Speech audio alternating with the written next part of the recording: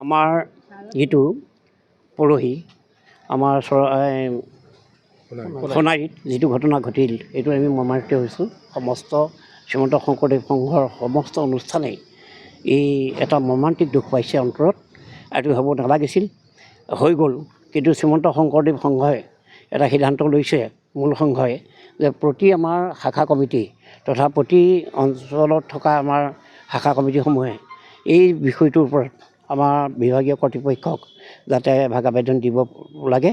আমি সেয়েহে আজি মাধৱদেৱ জন্মস্থান উজিৰতলৰ পৰা আমি আহি ইয়াত এই আবেদন দিলোঁ। আমি আশা ৰাখিছোঁ ভৱিষ্যতে যাতে এনেকুৱা নহওক আৰু তেওঁলোককো যাতে ভগৱন্তই সদ্বুদ্ধি দিয়ক। তেওঁলোকে যি অসৎ ব্যৱস্থা তেওঁলোকে গ্ৰহণ কৰিছে তাক যাতে সতলৈ আহক। আমি আশা ৰাখিছোঁ ভৱিষ্যতে যাতে এনেকুৱা ঘটনা নহওক, তাৰ কাৰণে ভগৱানৰ ওচৰত সেৱা জনাইছোঁ। আজি আমি এই পবিত্ৰ অনুষ্ঠানত সমবেত হৈছে এটা কথাৰ কাৰণে। সেই কথাটো হ'ল আমি অতিকে এটা দুখজনক আমাৰ পৰিস্থিতি আহি পৰিছে। ৯৪ বছৰীয়া এটা অনুষ্ঠান, সেই অনুষ্ঠানৰ মূৰত কুঠাৰাঘাত হৈছে। কাৰণ আমি আপোনালোকে সকলোৱে দেখিছে, টিভিত পাইছে আৰু মোবাইলত সকলোৱে পাইছে। এই কথাটোৰ কাৰণে আমি অতি দুখ পাইছোঁ। সেই দুখৰ অন্তত আমি আপোনালোকৰ ওচৰত চাপিছোঁ। গতিকে আমাৰ ইয়াত অন্য ক'বলগীয়া একো নাই।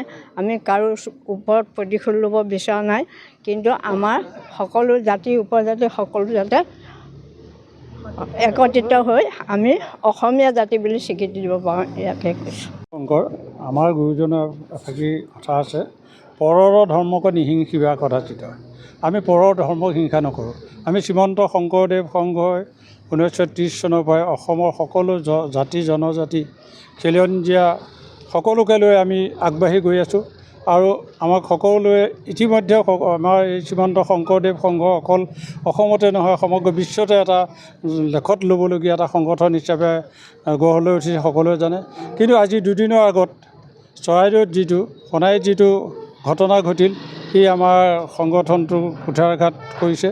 আমাৰ প্ৰতিজন সংগীয়ে ইয়াত দুখ পাইছে আৰু সেয়েহে আমি মূলৰ নিৰ্দেশক্ৰমে সকলোৱে আমি আইনগত ব্যৱস্থা ল'বৰ কাৰণে প্ৰতিখন থানাই আমি এজাহাৰ দাখিল লৈছোঁ।